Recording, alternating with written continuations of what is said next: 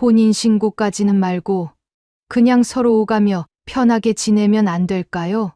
그 말을 꺼냈을 때 저는 진심이었습니다. 남편을 먼저 보내고 혼자 버틴 세월이 길었습니다. 자식들은 제각기 살림에 바빴고 저는 그게 당연한 줄 알고 살았습니다. 누군가의 아내가 다시 되고 싶었던 건 아니었습니다. 그저 저녁 식탁 맞은편에 사람 하나 있으면 좋겠다고 딱 그 정도만 바랐습니다. 그런데 그 사람은 달랐습니다. 자꾸 정식으로 이름을 올리자고 했고 저도 결국 혼인신고를 했습니다. 처음엔 그게 잘한 선택인 줄 알았습니다. 하지만 8개월 뒤 제가 지켜온 삶이 흔들리기 시작했습니다. 그 사람은 왜 그렇게 재혼을 서둘렀던 걸까요? 이 이야기는 바로 그날부터 시작됩니다. 시작 전 구독과 좋아요로 함께 해주시고 어느 지역에서 듣고 계신지 댓글로 한 번씩만 남겨주세요. 그곳에 행복이 닿길 바라겠습니다. 제가 서태후 씨를 처음 만난 건 동네 문화센터 노래교실이었습니다. 그때 저는 이미 혼자 산 지 꽤 된 상태였어요. 남편이 먼저 세상을 뜬 뒤 저는 제 명의로 된 작은 상가 하나에서 들어오는 월세로 생활을 꾸리고 있었습니다. 상가라고 해봤자 대단한 게 아니에요. 남편이 살아있을 때 둘이서 허리띠 졸라매고 장만한 작은 건물 한 켠이었습니다. 그게 전부였고 저는 그걸로 충분했습니다. 자식들 손 벌리는 건 죽어도 싫었고 그렇다고 사람들 틈에 활발하게 나다니는 성격도 못 됐습니다. 그냥 조용히 아프지 말고 자식들한테 짐 되지 말고 살자는 게 그 시절 제 유일한 목표였습니다. 그러다 딸아이가 억지로 등록시켜준 게 그 노래교실이었어요. 집에만 있으면 우울해진다고 무조건 나가라고 등을 떠밀었지요. 저는 못 이기는 척 나갔는데 솔직히 말하면 처음엔 그냥 앉아서 1시간 때우고 오는 게 전부였습니다. 노래가 좋아서 간 게 아니었거든요. 그냥 바람이나 쐬자 그 정도였습니다. 그런데 서태후 씨가 거기 있었습니다. 눈에 띄는 사람은 아니었어요. 키가 크지도 목소리가 특별히 좋지도 않았습니다. 그런데 묘하게 눈에 들어오는 구석이 있었습니다. 수업이 끝나고 나면 늘 혼자 남아 의자를 정리하고 강사한테도 꾸벅 인사를 하고 나서야 자리를 떴거든요. 다른 수강생들은 수업 끝나면 3, 4, 5 모여서 수다를 떨거나 먼저 나가기 바쁜데 그 사람만 혼자 의자를 제자리에 밀어넣고 있었습니다. 작은 행동이었는데 오래 혼자 살다 보니까 그런 게 오히려 더 선명하게 보이더라고요. 사람을 오래 보면 큰 것보다 작은 것이 먼저 들어옵니다. 그 사람은 도시락을 늘 2개씩 싸왔습니다. 처음엔 그냥 식성이 좋은 사람인가 했어요. 아니면 아침에 싸다 보니 넉넉하게 만든 건가 싶기도 했고요. 그런데 어느 날 수업 끝나고 제가 가방을 챙기는데 그 사람이 슬쩍 다가와서 하나를 내밀었습니다. 혼자 드시기 뭐하면 같이 드시죠. 짧고 조용한 말이었는데 저는 거절을 못했습니다. 사실 그날 아침도 빵 한 조각으로 때웠거든요. 밥을 제대로 차려 먹는 게 귀찮아진 지 오래였습니다. 혼자 먹는 밥상이 점점 더 초라하게 느껴지다 보면 나중엔 그냥 안 차리게 되거든요. 그게 버릇이 돼버렸습니다. 도시락 뚜껑을 여는데 반찬이 3가지나 들어 있었습니다. 계란말이에 멸치볶음에 깍두기. 소박한데 정성이 있었어요. 저는 그걸 보면서 괜히 목이 좀 잠겼습니다. 그게 처음이었어요. 이 사람이 마음에 걸리기 시작한 게 그렇게 시작됐습니다. 며칠은 도시락을 같이 먹고 며칠은 걸어서 집 근처까지 동행하고 그러다 어느새 수업이 없는 날도 문자가 오기 시작했습니다. 특별한 내용은 아니었어요. 오늘 날씨 좋다. 나는 오늘 시장에 갔다. 저녁은 뭐 드셨냐? 이런 것들이었는데 저는 그 문자를 받을 때마다 괜히 핸드폰을 오래 들여다봤습니다. 답장을 어떻게 쓸까 한참 고민하기도 했고요. 그게 좋은 건지 나쁜 건지도 잘 몰랐어요. 그냥 누군가 제 하루를 궁금해한다는 느낌이 오래간만이었던 겁니다. 자식들도 전화는 하지만 그건 걱정해서 오는 거고 이건 뭔가 달랐어요. 그냥 궁금해서 연락하는 사람이 있다는 게 어쩐지 살아있는 것 같은 기분이었습니다. 계절이 한번 바뀌고 나서 서태우 씨가 진지하게 말을 꺼냈습니다. 이렇게 오가는 것도 좋은데 같이 있는 시간이 더 많아졌으면 해서요. 저는 그 말이 무슨 뜻인지 알면서도 모르는 척 잠깐 있었습니다. 말을 고르는 시간이 필요했어요. 가슴이 두근거리는 것도 사실이었고 동시에 뭔가 무거운 게 내려앉는 것도 사실이었습니다. 그러다 제 입에서 먼저 나온 말이 있었어요. 혼인신고까지는 말고 그냥 서로 오가며 편하게 지내면 안 될까요? 지금도 그 말을 뱉던 순간이 떠오릅니다. 창밖으로 늦가을 볕이 들어오고 저는 찻잔을 두 손으로 감싸쥐고 있었어요. 진심이었습니다. 다시 누군가의 아내가 되는 게 두려웠고 혼인신고라는 게 가진 무게를 저는 너무 잘 알고 있었습니다.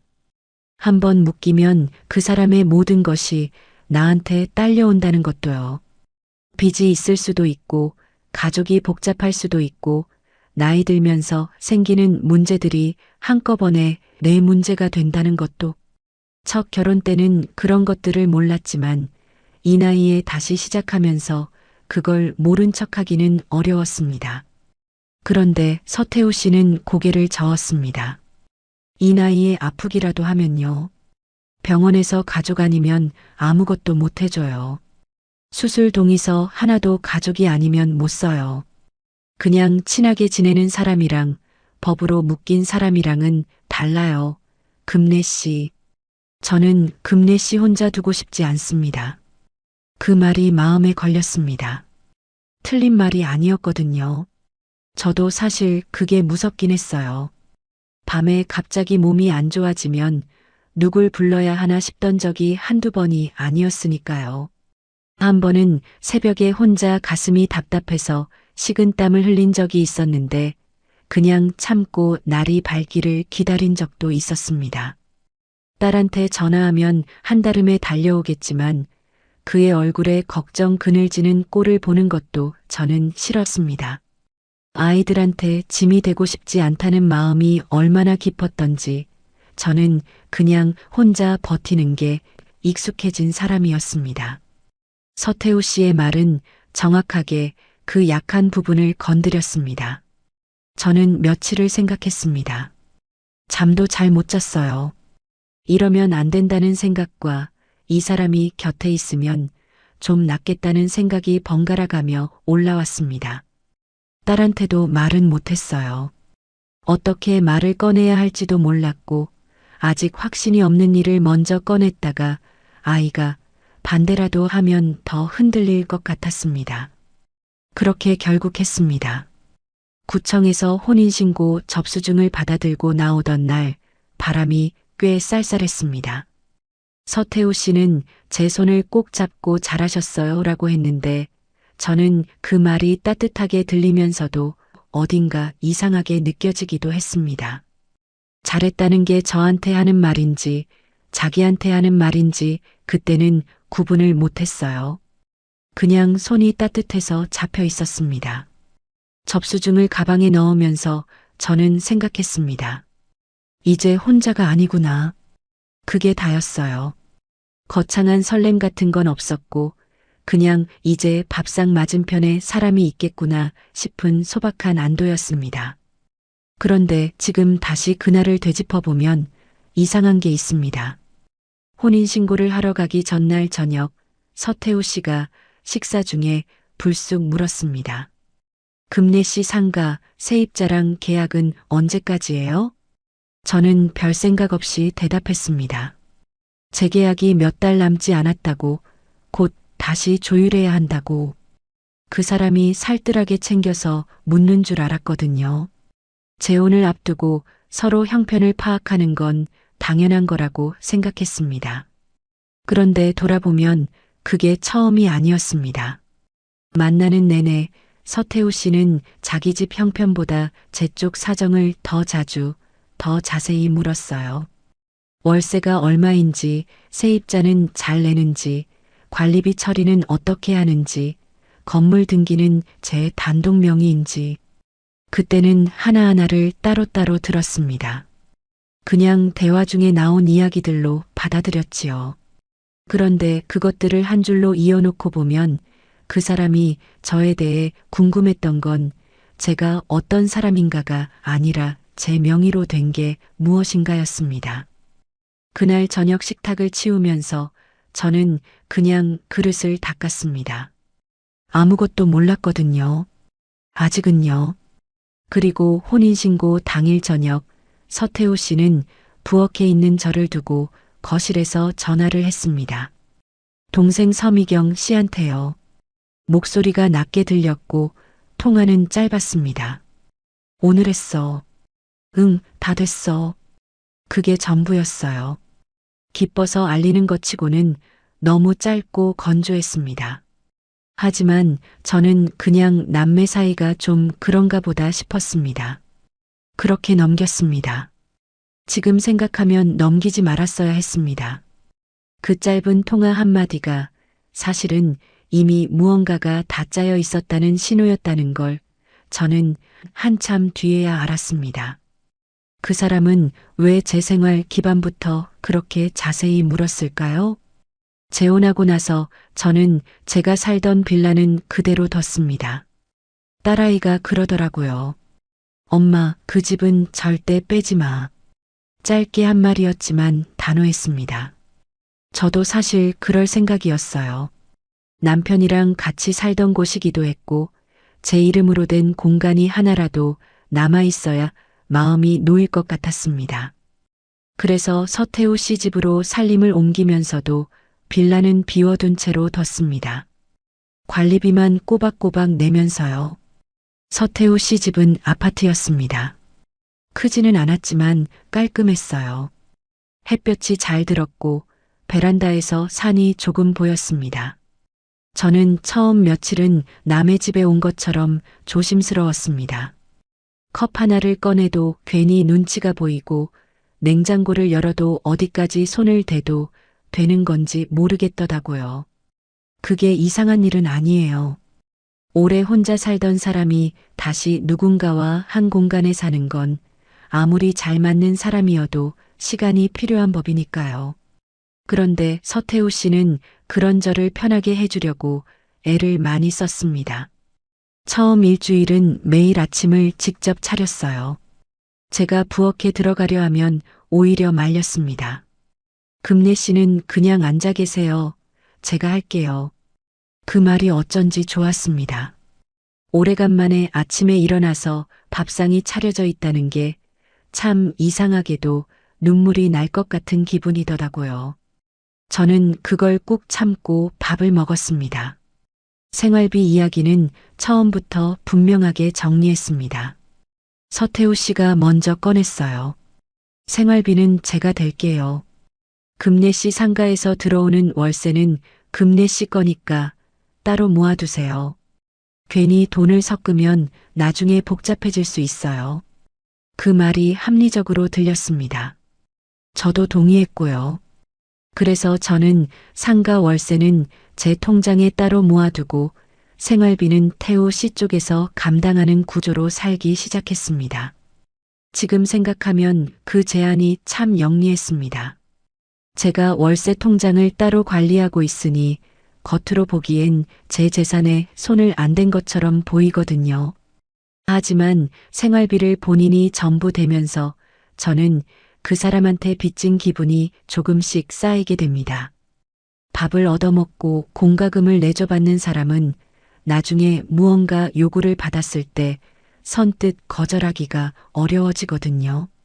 그걸 계산한 건지 그냥 좋은 마음에서 한 말인지 저는 그때는 몰랐습니다. 처음 몇 달은 진짜로 평화로웠습니다. 같이 장을 봤어요. 시장에 가면 태우 씨가 무거운 건 다 들었고 저는 반찬 재료를 고르는 게 오래간만에 즐거웠습니다. 혼자 살 땐 장을 봐도 금방 상하니까 조금씩밖에 못 샀는데 둘이 먹을 걸 고르니까 오히려 더 넉넉하게 살 수 있었어요. 저녁마다 나란히 앉아서 텔레비전을 봤고 재미있는 장면에서는 같이 웃기도 했습니다. 별것 아닌 일상인데 그게 그렇게 오래간만이었던 겁니다.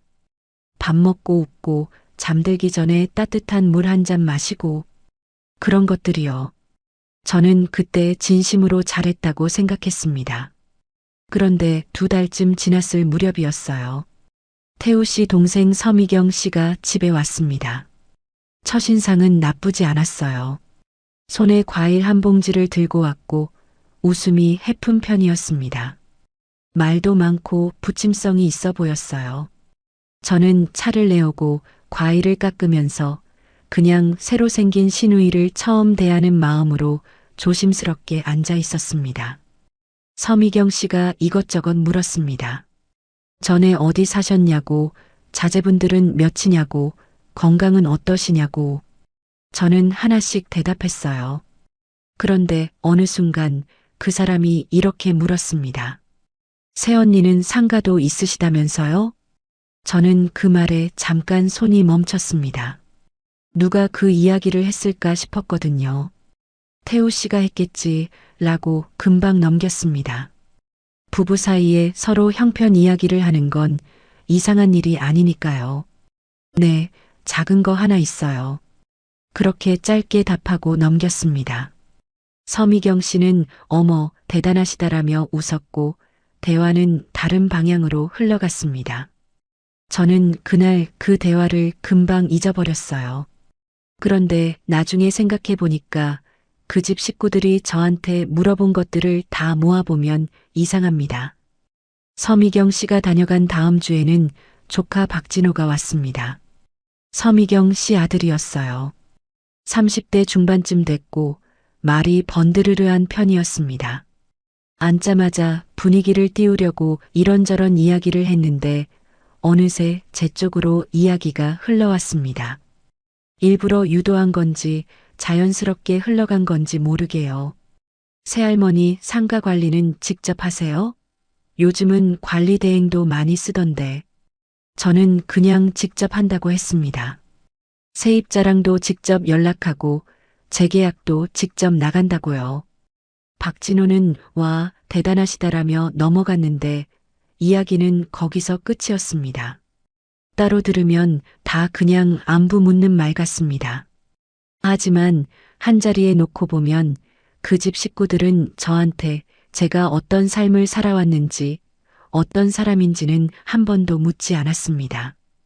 대신 제 명의로 된 게 무엇인지, 어디에 있는지, 어떻게 관리되는지를 물었어요. 말투가 부드러웠고 웃음을 달고 있었기 때문에 저는 그걸 그냥 관심이라고 받아들였습니다. 그리고 또 한 가지가 있었습니다. 태우 씨는 돈을 섞지 말자고 했지만 병원에 같이 갔다가 수납할 때라든가 관리비 고지서가 날아왔을 때라든가 그런 순간마다 자연스럽게 제 쪽 통장 이야기를 꺼냈습니다. 금례 씨 통장에 요즘 얼마나 모였어요? 묻는 말투가 가볍고 자연스러워서 저는 그게 관리해 주려는 건가 싶어 그냥 대답하곤 했습니다. 이번 달에 월세가 얼마 들어왔다. 작년보다 조금 올렸다. 이런 이야기들을요. 지금 생각하면 그 대화들이 하나하나 다 기록이었습니다. 제 입으로 직접 말한 것들이요. 그렇게 몇 달이 흘렀습니다. 저는 여전히 아침마다 밥을 같이 먹고 저녁이면 나란히 앉아서 텔레비전을 봤습니다. 태우 씨는 변함없이 다정했고 저는 그게 그냥 그 사람 성격인 줄 알았습니다. 잘한 선택이라고 다시 한번 속으로 다짐하기도 했어요. 그런데 어느 날 밤 잠이 오지 않아서 물 한 잔 마시러 부엌에 나갔다가 거실 쪽에서 낮게 들리는 태우 씨 목소리를 들었습니다. 늦은 시간에 전화를 하고 있었어요. 무슨 말인지는 잘 안 들렸는데 딱 한마디만 들렸습니다. 걱정 마. 아직 시간 있어. 저는 부엌에서 물을 따르며 그냥 넘겼습니다. 무슨 걱정인지 무슨 시간인지 몰랐으니까요. 그때는 그게 저와 관련된 말이라고는 생각도 못했습니다. 나중에 생각하면 그 말도 이미 신호였습니다. 그들은 왜 제 이름으로 된 것들부터 확인하려 했을까요? 재혼하고 8달째 되던 달이었습니다. 그 무렵 저는 제법 익숙해져 있었어요. 태우 씨 집 부엌 어디에 뭐가 있는지도 알게 됐고 아침에 일어나면 제가 먼저 밥을 안 치는 날도 생겼습니다. 처음에 남의 집 갔던 공간이 조금씩 제 공간처럼 느껴지기 시작했달까요? 슬리퍼도 제 것이 생겼고 베란다 한쪽에는 제가 좋아하는 작은 화분도 하나 놓았습니다. 소소한 것들이었지만 저는 그런 것들이 쌓이면서 여기가 내 집이 되어가는구나 싶었어요. 상가 재계약 날짜가 다가오고 있었습니다. 세입자와 처음 계약할 때부터 저 혼자 다 처리해왔던 일이라 크게 긴장하지는 않았어요. 임박해서 부동산 쪽에서 연락이 왔고 전날 오전에 가서 서류 확인하고 도장 찍으면 된다고 했습니다. 간단한 일이었어요. 몇 년째 해온 일이었으니까요. 그런데 재계약 전날 오후 집으로 우편물이 하나 왔습니다. 내용 증명이었습니다. 저는 처음에 그게 뭔지도 몰랐어요. 봉투가 두툼하고 발신인이 낯선 법무법인 이름이어서 처음엔 사기 우편인가 싶었습니다. 요즘 그런 게 많잖아요. 그래서 봉투를 뜯으면서도 반쯤은 흘려볼 생각이었는데 안에 든 서류를 펼치는 순간 손이 멈췄습니다. 서태우 씨 이름이 맨 위에 박혀 있었습니다. 문서 안에는 태우 씨가 몇 년 전에 지인의 사업체 보증을 선 사실이 적혀 있었습니다. 그 지인의 사업이 어그러지면서 연대보증인인 태우 씨한테까지 채무 책임이 넘어왔고 일부는 변제가 됐지만 아직 정리되지 않은 금액이 남아있다는 내용이었습니다. 변제합의 날짜까지 구체적으로 적혀 있었고 오래된 태우 씨 주소도 나와 있었습니다. 저는 한참을 그 서류를 들고 서 있었습니다. 손이 떨렸어요. 그런데 떨린 게 무서워서가 아니라 이게 진짜인지 가짜인지를 판단하려고 눈을 부릅뜨고 읽다 보니까 그랬던 것 같습니다. 숨을 고르고 다시 처음부터 읽었습니다. 읽으면 읽을수록 이게 그냥 만들어낸 문서가 아니라는 게 느껴졌어요. 세부 내용이 너무 구체적이었습니다. 태우 씨는 그때 외출 중이었습니다. 저는 거실 소파에 앉아서 그가 돌아오기를 기다렸어요. 서류를 무릎 위에 올려놓고 어떻게 말을 꺼내야 할지 머릿속으로 계속 정리를 했습니다. 화를 내야 하는 건지, 일단 설명을 들어야 하는 건지 잘 몰랐습니다. 아직 아무것도 확인된 게 없었으니까요. 태우 씨가 들어오자마자 저는 서류를 내밀었습니다. 그는 서류를 받아들고 잠깐 보더니 이렇게 말했습니다. 아, 이거요. 별일 아니에요. 거의 다 정리된 일인데 서류가 늦게 온 모양이에요. 목소리가 너무 태연했습니다. 저는 그 태연함이 오히려 이상했어요. 연대보증에 채무가 남아있다는 내용 증명을 받아들고 거의 다 된 일이라고 웃으며 넘길 수 있는 사람이 몇이나 될까요? 저는 그게 낯설었습니다. 얼마나 남았어요? 제가 물었어요. 태우 씨는 잠깐 뜸을 들이더니 얼마 안 돼요. 곧 정리돼요라고 했습니다. 구체적인 금액은 끝내 말하지 않았어요. 저는 더 캐묻고 싶었지만 그날은 일단 거기서 멈췄습니다. 내일 재계약도 있었고 머리가 복잡한 채로 잠자리에 들었습니다. 그날 밤이었습니다. 저는 잠이 안 왔어요. 뒤척이다가 물 마시러 일어났는데 충전 중이던 태우 씨 핸드폰에 화면이 켜져 있었습니다. 진동 소리가 났던 것 같아요. 저는 그냥 끄려고 집어들었는데 화면에 문자가 떠 있었습니다. 발신인은 박진호였습니다. 조카요. 저는 그 문자를 보려고 집어든 게 아니었습니다. 그냥 화면을 끄려고 했을 뿐이에요. 그런데 이미 내용이 눈에 들어와 버렸습니다. 이모님 쪽에선 새어머니 상가 쪽은 안 건드리기로 했다고 들었습니다. 저는 핸드폰을 다시 내려놓았습니다. 그리고 제자리로 돌아와서 이불을 덮고 누웠습니다. 잠은 더 안 왔어요. 눈을 뜨고 천장을 보면서 그 문자 한 줄을 머릿속에서 계속 다시 읽었습니다. 이모님 쪽, 안 건드리기로 했다. 이모님이라는 건 서미경 씨였습니다. 태우 씨 동생이요. 그리고 새어머니 상가는 저였고요. 안 건드리기로 했다는 건 건드리는 것도 논의가 됐다는 뜻이잖아요. 그렇지 않으면 그런 말이 나올 이유가 없습니다. 건드릴 생각도 없었다면 굳이 안 건드리기로 했다는 말을 할 필요가 없거든요. 그러니까 그 사람들끼리는 이미 제 상가를 어떻게 할 것인지 이야기를 나눴다는 겁니다. 저 모르게요. 저는 그날 밤 그 생각을 몇 번이나 했습니다. 틀렸을 수도 있다고, 내가 잘못 이해한 거일 수도 있다고 스스로를 달랬습니다. 옆에서 자고 있는 태우 씨 숨소리를 들으면서요. 그 숨소리가 평소랑 똑같이 고른 게 어쩐지 더 무서웠습니다. 아침이 됐습니다. 태우 씨는 일어나서 세수를 하고 여느 때처럼 밥 먹자고 했습니다. 저는 아무 말도 하지 않았어요. 밥을 같이 먹었고 저는 혼자 생각했습니다. 오늘 재계약 자리에 가면 뭔가 알 수 있겠지라고요. 그런데 그 전에 한 가지를 더 짚어야 했습니다. 어젯밤 내용 증명을 다시 꺼내서 읽었습니다. 차분하게 한 줄씩요. 채무 금액이 적시된 부분, 보증 계약 날짜, 지인의 사업체 상호. 그것들을 따로 적어뒀습니다. 그리고 변제합의 날짜가 재혼 시점과 얼마나 가까운지를 눈으로 확인했습니다. 가까웠습니다. 너무 가까웠어요.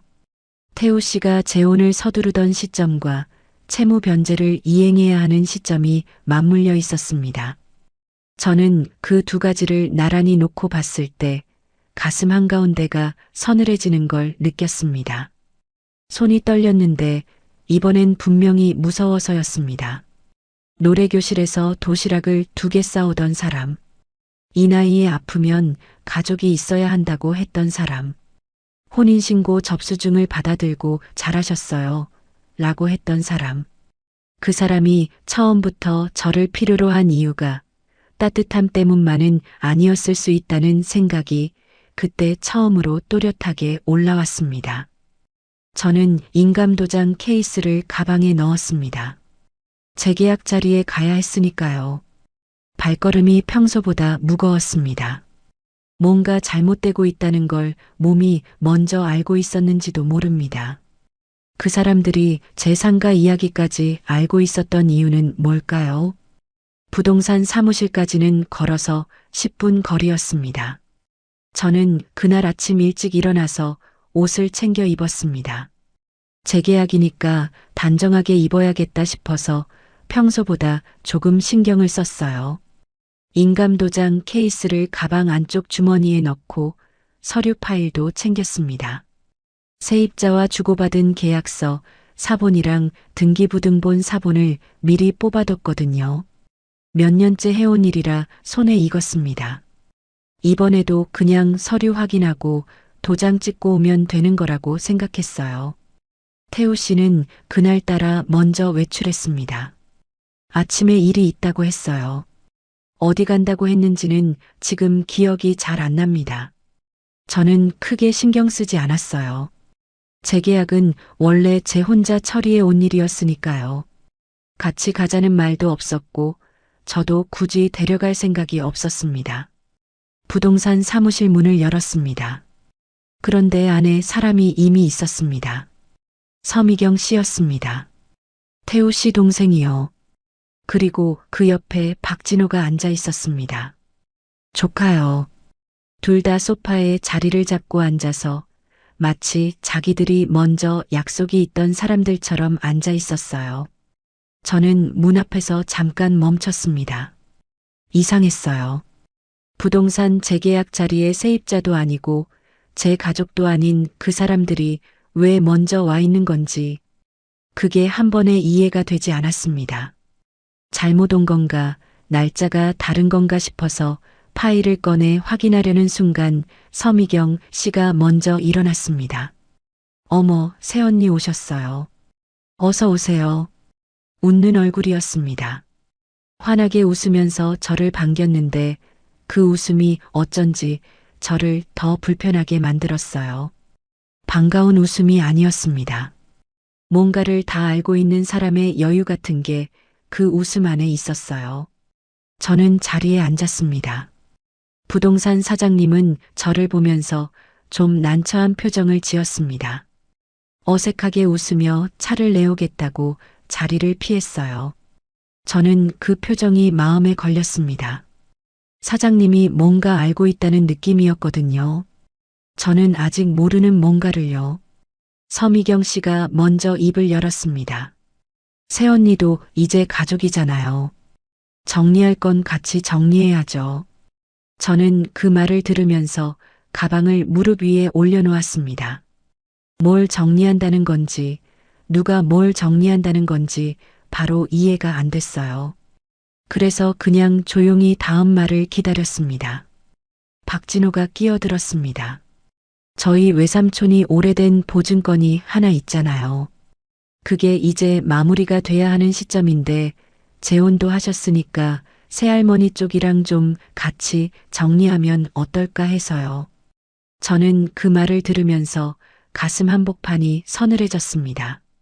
숨이 살짝 막히는 것 같았어요. 그러니까 이 사람들이 하는 말은 태우 씨 채무를 저랑 엮어서 해결하자는 거였습니다. 재혼을 했으니 책임도 같이 진다는 논리로요. 그것도 제 상가 재계약 자리에 먼저 와서 기다리다가요. 저는 입을 열려고 했습니다. 그런데 그보다 먼저 부동산 사장님이 돌아왔습니다. 차를 내오면서 조심스럽게 말했어요. 저도 좀 당황스러운데요. 오늘 재계약 건 외에 보증금 관련해서 확인이 필요하다고 먼저 오신 분들이 말씀하셔서요. 그 말을 듣는 순간 저는 상황이 어떻게 짜인 건지를 알았습니다. 이 사람들은 미리 와서 부동산 사장님한테 이야기를 해뒀던 겁니다. 태우 씨 채무 문제와 제 상가 보증금을 같은 흐름으로 엮어서 설명했겠지요. 재혼한 사이니까 재산도 같이 봐야 한다는 식으로요. 그러니까 사장님 입장에서는 계약 전에 이걸 짚고 넘어가야 하는 상황이 돼버린 겁니다. 저는 손이 떨렸지만 가방을 꼭 쥐었습니다. 박진호가 다시 말했습니다. 재혼하셨으면 책임도 같이 지시는 거 아닌가요? 외삼촌 혼자 감당하라고 두실 건 아니잖아요. 목소리가 부드러웠습니다. 따지는 것처럼 들리지 않으려고 조심한 게 느껴졌어요. 그런데 말의 방향은 분명했습니다. 저한테 돈을 내놓으라는 거였습니다. 서미경 씨가 거들었습니다. 새언니, 저희가 뭘 억지로 하자는 게 아니에요. 그냥 같이 가족으로 풀어보자는 거지. 혼자 깨끗한 척 빠질 생각은 말아요. 우리가 다 아는데. 혼자 깨끗한 척 빠질 생각은 말아요. 그 말이 귀에 박혔습니다. 부동산 사무실에 다른 손님은 없었지만 사장님이 있었고 직원이 있었습니다. 그 사람들이 다 듣는 자리에서 저는 그 말을 들었습니다.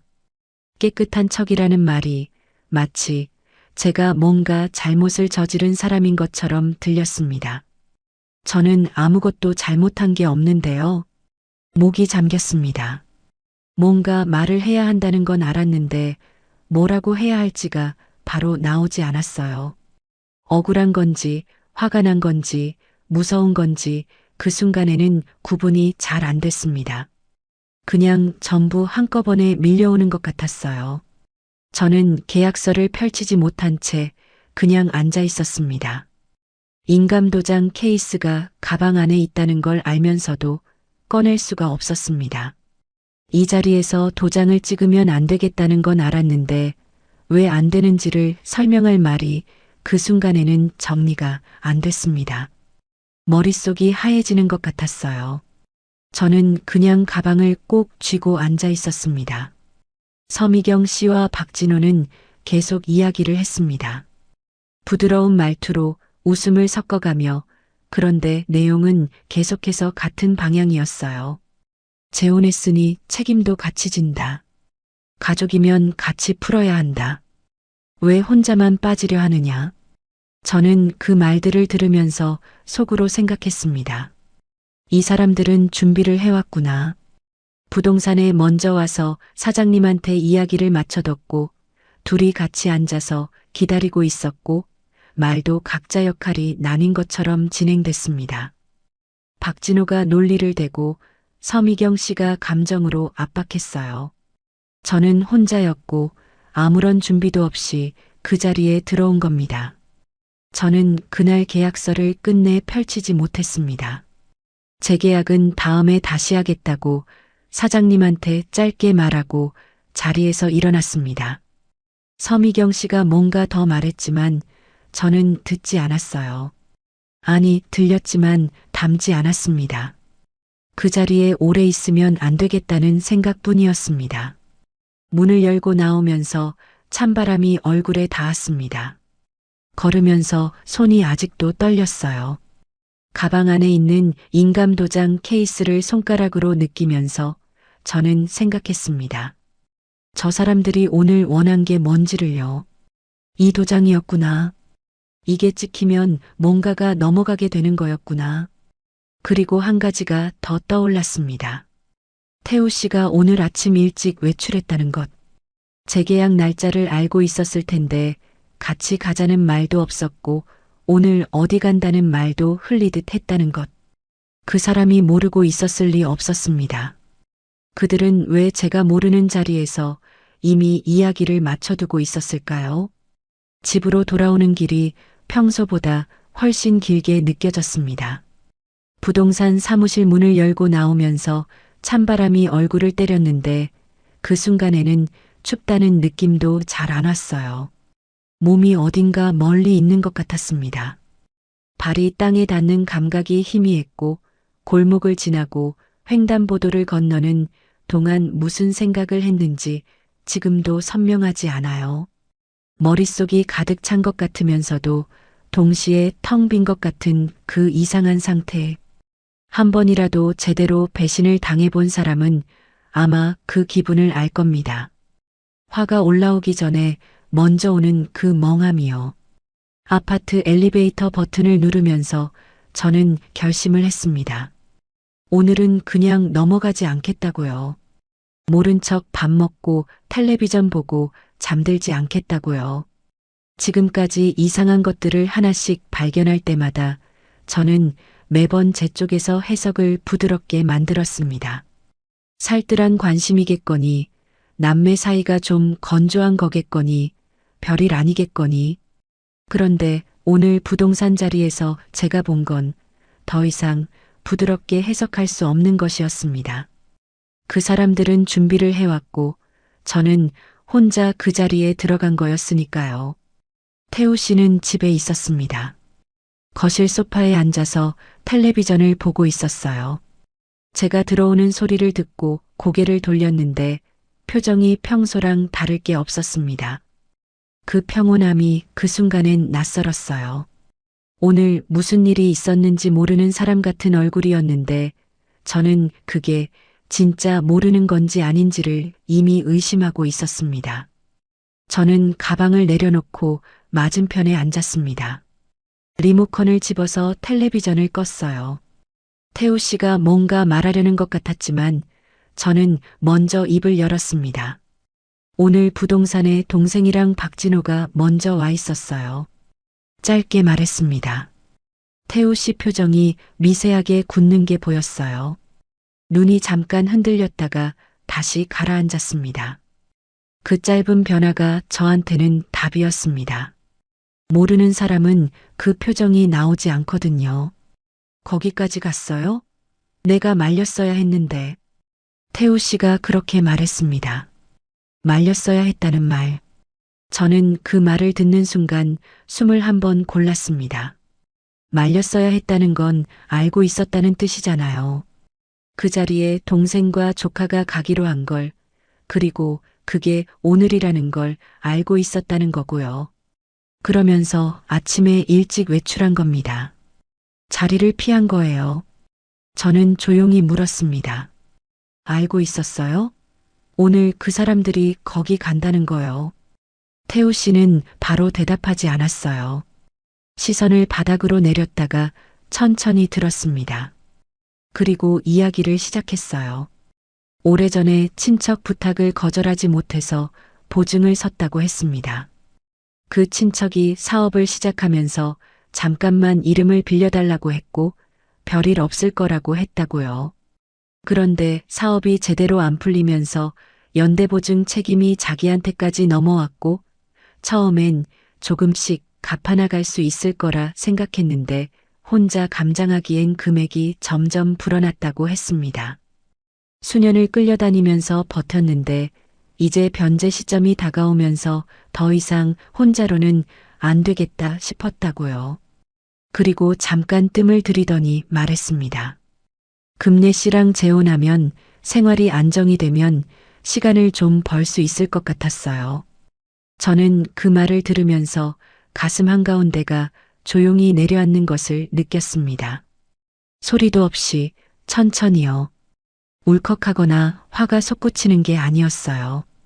그냥 오랫동안 희미하게 이상했던 것들이 한꺼번에 자리를 잡는 느낌이었습니다. 퍼즐 조각들이 맞아 들어가는 건데 맞춰진 그림이 너무 선명해서 오히려 멍해지는 그 느낌이요. 노래교실에서 도시락을 2개 싸오던 것. 이 나이에 아프면 가족이 있어야 한다고 했던 것. 혼인신고를 서두른 것. 재혼 전날 제 상가 재계약 날짜를 물었던 것. 재혼하고 나서 생활비는 자기가 내겠다고 하면서 제 통장 상황을 자꾸 확인하려 했던 것. 동생과 조카가 왔을 때 제 명의로 된 것들을 확인하는 질문들이 이어졌던 것. 전부 흘러들어갈 자리가 생긴 겁니다. 저는 바로 일어섰습니다. 태우 씨가 더 말을 하려 했지만 저는 멈추지 않았어요. 잠깐요. 방으로 들어가서 수첩을 꺼냈습니다. 그리고 지난 8달을 머릿속으로 되감기 시작했습니다. 월세는 언제 들어왔는지, 내가 쓴 돈은 어디서 나갔는지, 태우 씨 쪽 돈과 내 돈이 섞인 적이 한 번이라도 있는지, 기억을 최대한 끌어모아서 적어 내려갔습니다. 손이 빠르게 움직였어요. 흔들리지 않았습니다. 이상하게도 결정을 내린 사람은 손이 안 떨려요. 다음 날 아침 저는 신협에 갔습니다. 태우 씨한테는 볼 일이 있다고만 했어요. 신협 창구에서 재혼 시점부터 현재까지 계좌 거래 내역 전부를 뽑아달라고 했습니다. 직원이 기간이 좀 길다고 했지만 저는 전부 다 뽑아달라고 했습니다. 두툼하게 출력된 내역서를 받아들고 봉투에 넣어서 저는 바로 법무사 사무실로 걸음을 옮겼습니다. 법무사 선생님은 조용한 분이었어요. 저는 앉자마자 상황을 처음부터 설명했습니다. 재혼한 경위, 배우자의 채무 내용 증명, 부동산 자리에서 있었던 일, 그리고 제 상가 보증금과 월세 수입이 따로 관리돼 왔다는 것까지요. 말하는 내내 목이 조금 잠겼지만 끊지 않았어요. 중간에 멈추면 무너질 것 같아서 그냥 계속했습니다. 법무사 선생님이 내역서를 꼼꼼히 들여다보더니 천천히 말했습니다. 다행히 계좌가 완전히 분리돼 있네요. 상가 월세 수입은 재혼 전부터 관리해온 고유재산이고 생활비 명목으로 이쪽에서 저쪽으로 이체된 내역이 없어요. 배우자의 채무가 이쪽으로 넘어올 법적 근거가 없습니다. 상대방 가족이 압박을 준 건 사실상 근거 없는 겁박이에요. 저는 그 말을 듣는 순간 손에서 힘이 빠지는 걸 느꼈습니다. 긴장이 풀리는 게 아니라 오랫동안 버티고 있던 무언가가 잠깐 아래로 내려앉는 것 같았어요. 괜찮다는 말을 누군가한테서 듣는 게 얼마만인지 몰랐습니다. 법무사 선생님이 한 가지를 더 말했습니다. 배우자 측이나 가족 측에서 주고받은 문자나 연락 내역이 남아있으면 확보해 두세요. 나중에 필요할 수 있어요. 저는 알겠다고 하고 사무실을 나왔습니다. 집으로 돌아오니 태우 씨가 있었습니다. 저를 보는 눈빛이 어제와 달랐어요. 미안함인지 두려움인지 섞인 얼굴로 저를 봤는데 저는 그 얼굴을 오래 보지 않았습니다. 소파 위에 놓인 태우 씨 핸드폰을 집어들었어요. 태우 씨가 말했습니다. 금례 씨, 잠깐만요. 저는 멈추지 않았습니다. 박진호한테서 온 문자를 찾았습니다. 그날 밤 제가 봤던 그 문자요. 이모님 쪽에선 새어머니 상가 쪽은 안 건드리기로 했다는 그 문자가 아직 남아 있었습니다. 저는 제 핸드폰으로 화면을 찍었어요. 태우 씨가 이름을 불렀지만 저는 계속했습니다. 그리고 거기서 하나를 더 봤습니다.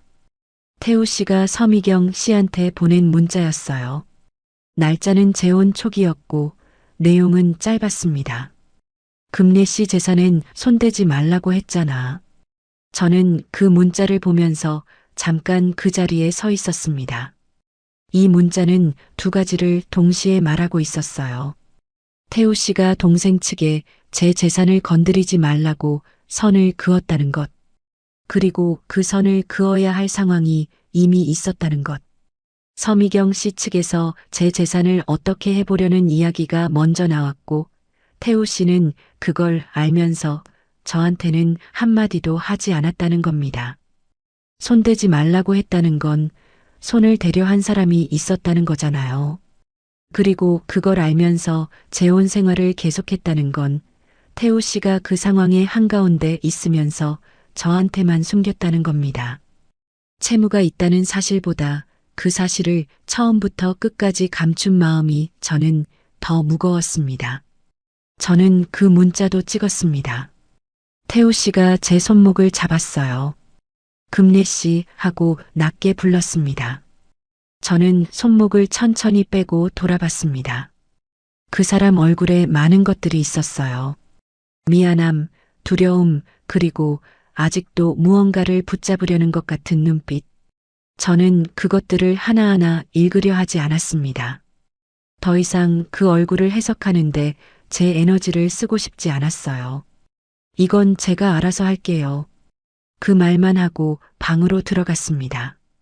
문을 닫는 순간 등이 문에 닿았고 저는 그 자리에 잠깐 기댔습니다. 다리에 힘이 좀 빠졌어요. 눈을 감고 숨을 고르면서 저는 생각했습니다. 제가 지난 8달 동안 그 자리에서 버티고 있었던 이유가 뭔지를요. 외로움이 싫어서 시작한 일이었습니다. 밥상 맞은편에 사람 하나 있으면 좋겠다고 그게 전부라고 생각했었어요. 그런데 그 자리에서 제가 진짜 지키려 했던 건 사실 그 사람이 아니었습니다. 제가 평생 지켜온 것들이었어요. 남편이랑 허리띠 졸라매며 장만한 상가, 혼자 버티면서 꼬박꼬박 모은 월세, 아무한테도 손 벌리지 않겠다고 이를 악물며 지켜온 자존심. 그것들이 흔들리는 게 무서워서 버티고 있었던 겁니다. 그 결혼이 좋아서가 아니라 내 것을 내가 지켜야 한다는 그 마음으로요. 붙잡아야 할 건 그 결혼이 아니라 제 삶이었습니다. 저는 눈을 뜨고 수첩을 펼쳤습니다. 법무사 선생님한테 다음에 가져가야 할 것들을 정리하기 시작했어요. 손이 더 이상 떨리지 않았습니다. 오히려 또렷했어요. 결정을 내린 사람의 손은 이렇게 움직이는 거라고 그때 처음 알았습니다. 제가 지켜야 할 건 이 결혼이 아니라 제 삶이 아니었을까요? 법무사 선생님 사무실을 두 번째 찾아간 건 그로부터 며칠 뒤였습니다. 첫 번째 방문 때는 상황을 파악하는 데 집중했다면 두 번째에는 실제로 무엇을 어떻게 해야 하는지를 물어보러 갔습니다. 저는 그 사이에 제가 가진 것들을 전부 정리해 갔어요. 상가 등기부등본, 세입자와 맺은 계약서 사본, 재혼 전부터 관리해 온 통장 내역, 그리고 태우 씨 핸드폰에서 찍어둔 문자 사진들까지요. 가방이 묵직했습니다. 그 무게가 이상하게 든든했어요. 손에 쥔 게 있다는 것, 내가 지켜온 것들이 서류로 남아있다는 것이 그때는 그렇게 단단하게 느껴질 수가 없었습니다. 법무사 선생님은 서류들을 하나씩 살펴보면서 말했습니다.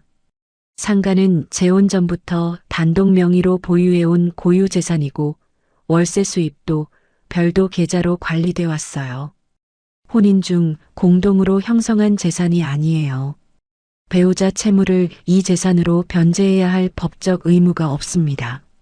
저는 그 말을 들으면서 속으로 한 번 더 확인했습니다. 없다. 의무가 없다. 그 말을 제 안에 단단하게 박아 넣었어요. 그 사람 동생이랑 조카가 부동산에서 한 말들은요? 제가 물었습니다. 법무사 선생님은 잠깐 생각하더니 말했습니다. 재혼 배우자의 채무를 상대방이 함께 부담해야 한다는 법적 근거가 없어요. 그분들이 하신 말씀은 사실관계와 다른 압박이었던 거예요. 문자 내역도 있으니까 만약 앞으로 같은 방식으로 접근해 온다면 그때는 법적으로 대응하실 수 있습니다. 저는 고개를 끄덕였습니다. 목이 조금 잠겼지만 눈물은 나오지 않았어요. 울 자리가 아니라는 걸 알고 있었습니다. 지금 여기서 눈물이 나오면 안 된다고 집에 가서 울자고 그렇게 속으로 다독이면서 자리를 지켰습니다. 사무실을 나와서 저는 부동산으로 전화를 했습니다. 사장님이 전화를 받자마자 먼저 말했어요. 지난번에 분위기가 이상했다고 본인도 당황스러웠다고요. 저는 그 말에 잠깐 숨을 골랐습니다. 그래도 그분은 제 편이었구나 싶어서요. 재계약을 다시 진행하고 싶다고 했고 이번엔 세입자랑 저 단둘이 만나서 하고 싶다고 했습니다. 사장님은 알겠다고 했어요. 날짜를 다시 잡았습니다. 집으로 돌아오는 길에 딸한테 전화를 했습니다. 그동안 말을 못했어요. 재혼 소식도 뒤늦게 알렸는데 이 이야기까지 꺼내면 아이가 얼마나 속상해할지 싶어서 계속 미뤘거든요. 그런데 더 이상 혼자 감당하고 있을 수가 없었어요. 전화기 너머로 딸아이 목소리가 들리는 순간 저는 그냥 말했습니다. 다 얘기했어요. 처음부터 끝까지요. 딸아이는 한참 아무 말이 없었습니다. 그러다 이렇게 말했어요. 엄마, 그 집 나와. 지금 당장은 아니어도 돼. 근데 나와야 해. 짧은 말이었는데 저는 그 말에 한참 울었습니다. 전화기를 붙잡고 걸어가면서요. 지나가는 사람들이 있었는데 창피한 줄도 몰랐어요. 그냥 울었습니다. 오래간만에 누군가한테 기댔더니 이렇게 됐다고 왜 이렇게 됐을까 하는 마음이 한꺼번에 올라왔어요. 딸아이는 전화기 너머에서 아무 말 없이 기다려줬습니다. 그게 고마웠습니다. 집에 돌아오니 태우 씨가 있었습니다. 저를 보더니 자리에서 일어났어요. 표정이 조심스러웠습니다. 며칠 사이에 많이 가라앉은 것 같았어요. 눈밑이 좀 내려앉아 있었고 말수도 줄어 있었습니다. 저는 그 얼굴을 보면서 한때는 이 사람 얼굴이 참 반가웠던 때가 있었다는 걸 기억했습니다. 노래교실 끝나고 도시락을 내밀던 그 사람이랑 지금 이 사람이 같은 사람이라는 게 이상하게도 실감이 안 됐습니다. 태우 씨가 먼저 말을 꺼냈습니다. 금례 씨, 한 번만 이해해 줄 수 없어요? 내가 잘못했다는 거 알아요. 근데 나도 빠져나올 구멍이 없었어요. 금례 씨한테 손에 끼치려던 게 아니었어요. 진심이었어요. 그 마음만큼은요. 저는 그 말을 들으면서 잠깐 눈을 감았습니다. 진심이었다는 말. 그 마음만큼은이라는 말. 저는 그게 거짓말이라고 생각하지 않았어요. 그 사람 나름으로는 진심인 부분도 있었겠지요. 도시락을 싸올 때도 병원 이야기를 할 때도 전부 다 계산이었다고 단정할 수는 없었습니다. 사람 마음이 그렇게 단순하지는 않으니까요. 그런데 저는 이렇게 생각했습니다. 진심이 있었다 해도 그 진심과 함께 숨긴 것들이 있었다는 것. 재혼을 권하면서 채무 이야기를 끝까지 꺼내지 않았다는 것. 동생과 조카가 제 재산을 두고 이야기를 나누는 걸 알면서도 저한테 알리지 않았다는 것. 손대지 말라고 선을 긋는 문자를 보내면서도 저한테는 아무것도 말하지 않았다는 것. 그것들이 전부 함께 있었습니다. 진심 옆에요. 그 진심을 믿으려면 그 옆에 있던 것들도 같이 안아야 합니다. 저는 그게 더 이상 되지 않았어요. 저는 천천히 입을 열었습니다. 태우 씨, 나한테 잘해준 거 기억해요. 그거 부정하지 않아요. 근데 나는 지금 그게 진심이었는지 계산이었는지를 따지고 싶은 게 아니에요. 그냥 내가 모르는 채로 있었다는 게 싫어요. 처음부터 말해줬으면 내가 결정할 수 있었잖아요. 태우 씨는 아무 말도 하지 못했습니다. 입을 열었다가 다시 닫았어요. 그 침묵이 어떤 말보다 더 많은 걸 담고 있었습니다. 저는 그날 저녁부터 짐을 정리하기 시작했습니다. 많지 않았어요. 재혼하면서 살림을 크게 합치지 않았으니까요. 옷 몇 벌, 세면도구, 화분 하나, 책 몇 권. 베란다에 놓아뒀던 작은 화분을 집어들면서 저는 이걸 여기 놓은 게 얼마 됐다고 이렇게 정이 들었나 싶었습니다. 흙이 마르지 않게 물을 잘 줬더니 새잎이 나 있었어요. 그 새잎을 보면서 저는 한참을 서 있었습니다. 태우 씨는 제가 짐을 싸는 동안 거실에 있었습니다. 한 번은 방문 앞에 와서 섰어요. 뭔가 말하려는 것 같았는데 결국 아무 말도 하지 않고 돌아갔습니다. 저는 그게 차라리 다행이었어요. 그 사람이 무너지는 모습을 보면 제 마음도 흔들릴 것 같았거든요. 그 흔들림이 무서웠습니다. 한번 흔들리면 또 머뭇거릴 것 같아서요. 이틀 뒤에 재계약을 하러 부동산에 다시 갔습니다. 이번엔 아무도 먼저 와서 기다리고 있지 않았습니다. 세입자와 저, 그리고 부동산 사장님. 셋이서 조용히 서류를 확인하고 도장을 찍었습니다. 계약서가 또렷하게 펼쳐졌고 제 인감 도장이 제자리에 찍혔습니다. 그 순간이 그렇게 묵직하게 느껴질 수가 없었어요. 당연한 일을 당연하게 하는 것인데 그게 그렇게 오래간만인 것처럼 느껴졌습니다. 부동산에서 나오면서 사장님이 조용히 말했어요. 지난번에 고생하셨어요. 저는 짧게 웃고 인사를 했습니다. 더 말하지 않아도 됐어요. 그분도 저도 빌라로 돌아왔습니다. 비워뒀던 제 집이요. 문을 여는데 약간 퀴퀴한 냄새가 났어요. 오래 사람이 없었던 집 냄새요. 저는 창문을 전부 열었습니다. 바람이 들어오면서 커튼이 흔들렸어요. 햇볕이 바닥에 떨어졌고 저는 그 자리에 잠깐 서서 빛이 움직이는 걸 봤습니다. 혼자였습니다. 그런데 이상하게도 그 혼자가 전처럼 무섭지 않았어요.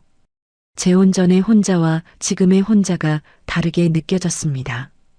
전에는 혼자라는 게 비어 있는 것 같았는데 지금은 그냥 제자리에 있는 것 같았어요. 누군가한테 기대지 않아도 이 공간이 흔들리지 않는다는 것. 제 이름으로 된 것들이 여전히 제자리에 있다는 것. 그게 그날은 꽤 단단하게 느껴졌습니다. 저는 그날 저녁 혼자 밥을 차렸습니다. 오래간만에 제대로요. 된장찌개에 나물 하나 밥을 지어서 상을 펴고 앉았습니다. 혼자 먹는 밥상이었지만 예전처럼 초라하지 않았어요. 숟가락을 들면서 저는 생각했습니다. 늦은 사랑이 죄는 아니었습니다. 외로움을 달래고 싶었던 것도 누군가 곁에 있으면 좋겠다고 생각한 것도 잘못이 아니었어요. 다만 저는 그 마음이 너무 급했고 설명되지 않은 것들을 너무 쉽게 넘겼습니다. 돈은 말을 안 해도 움직이거든요. 사람은 말을 해도 숨기고 돈은 말이 없어도 흔적을 남깁니다. 설명되지 않은 돈은 결국 사람보다 먼저 본색을 드러낸다는 걸 저는 그의 8달 동안 뼈저리게 배웠습니다. 창밖으로 저녁 노을이 지고 있었습니다. 저는 천천히 밥을 먹었습니다. 다 먹고 나서 설거지를 하고 화분에 물을 줬습니다.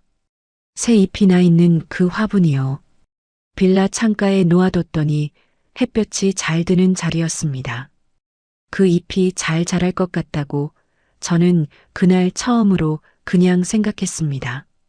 걱정이 아니라 그냥요. 끝까지 들어주셔서 감사합니다. 구독과 좋아요는 다음 이야기를 이어갈 힘이 됩니다. 그리고 주인공에게 한 줄 응원을 댓글로 남겨주시면 그 마음까지 함께 전해두겠습니다.